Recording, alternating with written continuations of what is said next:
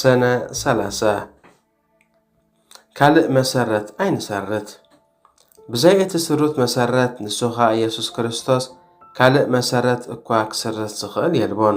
ቀዳማይ መልእኽቲ ቆሮንጦስ ምዕራፍ 3 ፍቕዲ 10-11 እቲ ብሃዋርያት ዝተሰረተ መሰረት ናይ ክርስትና ጎይታና ኢየሱስ ክርስቶስ ጥራይ እዩ። ዝኾነ እነገልግሎን እንዓዮን ኣብቲ መሰረት ዝኾነ ክርስቶስ ንሃንጽ ምህላውና ኣጸቢቕና ክንፈልጦ የድልየና እዩ። ብዘይ ክርስቶስ ካልእ መሰረት ክህሉ ከም ዘይክእል ቃል እግዚኣብሔር ይነግረና እዩ። ክርስትና ክርስቶስ ዝመሰረቱ ብክርስቲያናት ዝህነጽ ዘለኣለማዊ ህንጻ እዩ። ዝኾነ ኣማኒ ኣብዚ መሰረት እንተ ዘይጸኒዑ ከምቲ ኣብ ጉንዲ ዘይጸንዐ ጨንፈር ንወጻኢ ተደርቢዩ ዝርከጽ ዕጫኡ ከምኡ እዩ። መሰረት ናይ ትዕዮኻ ክርስቶስ እንተ ዘይኮይኑ መዓይቲ ኣምላኽ ክትከውን ኣይትኽእልን ኢኻ።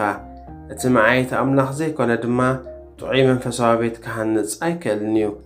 እቲ ቤት ሓደ መዓልቲ ክፍተሽ እዩ።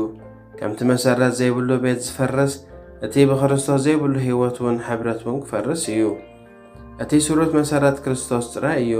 ስለዚ እምበኣር ግዜ ከለና ቤትና ወይ እምነትና ኣብ ክርስቶስ ኣብ ቃሉን ጽቡቕ ጌርና ንሰርታ ንቓሉ ናይ ህይወትና ኣገልግሎትናን መሰረትን ቀንዲ መራሒ ጌርና ንጠቀመሉ ዝጽናዕ ጥቕሲ እምበኣርሲ ንስኻትኩም ኣብቲ ኢየሱስ ክርስቶስ ባዕሉ እምኒ ማእዝኑ ዝኾነ መሰረት ነቢያትን ሃዋርያትን እተነደቕኩም ደጊም ደቂ ዓዶም ንቅዱሳንን ስድራ ቤቱን ኣምላኽን ኢኹም እምበር ኣጋየሽን መጻተኛታትን ኣይኮንኩምን።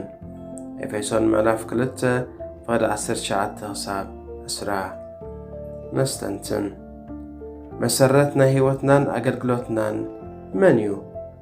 ርእስና ንፈትሽ ንጸልይ። ኣምላኸይ ኣብቲ ስሩት መሰረትካ ዝኾነ ኢየሱስ ክርስቶስ ህይወተይን ኣገልግሎተይን ክሃንጽ ምስትውዓልን ጥበብን ትግሃትን ሃበኒ። ኣሜን።